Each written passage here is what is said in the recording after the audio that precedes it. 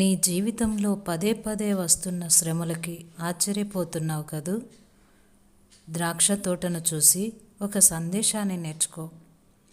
యోహాను సువార్త 15వ అధ్యాయం 2వ వచనం, ఫలించు ప్రతి తీగె మరి ఎక్కువగా ఫలింపవలెనని దానిలోని పనికిరాని తీగెలను తీసివేయును.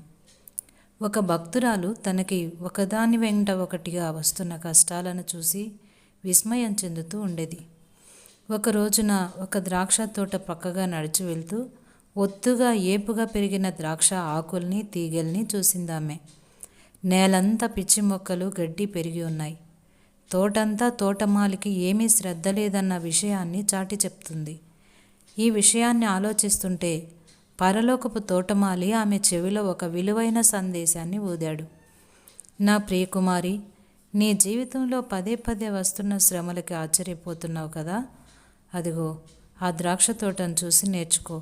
ఆ సంవత్సరానికి ఇక ఆ తోట వల్ల రావలసిన పంటంతా వచ్చేసిన తర్వాతే తోటమాలి దాన్ని పట్టించుకోవడం మానేస్తాడు. దాని కలుపు తీయడు, ఆకుల్ని కొమ్మల్ని కత్తిరించడు, ఎరువు మందుల్ని వేయడు. ద్రాక్ష పళ్ళు కాసే కాలం అయిపోయింది గనక ఇక ఆ తోటని అలా వదిలేస్తాడు. ఆ తోటని ఇక ఎంత బాగు చేసినా ఆ 7 పండ్లు కాయవు. బాధల నుండి విముక్తులైన వాళ్ళు చాలామంది ఇక దేవునికి అంతగా అవసరం లేని వాళ్ళు అన్నమాట.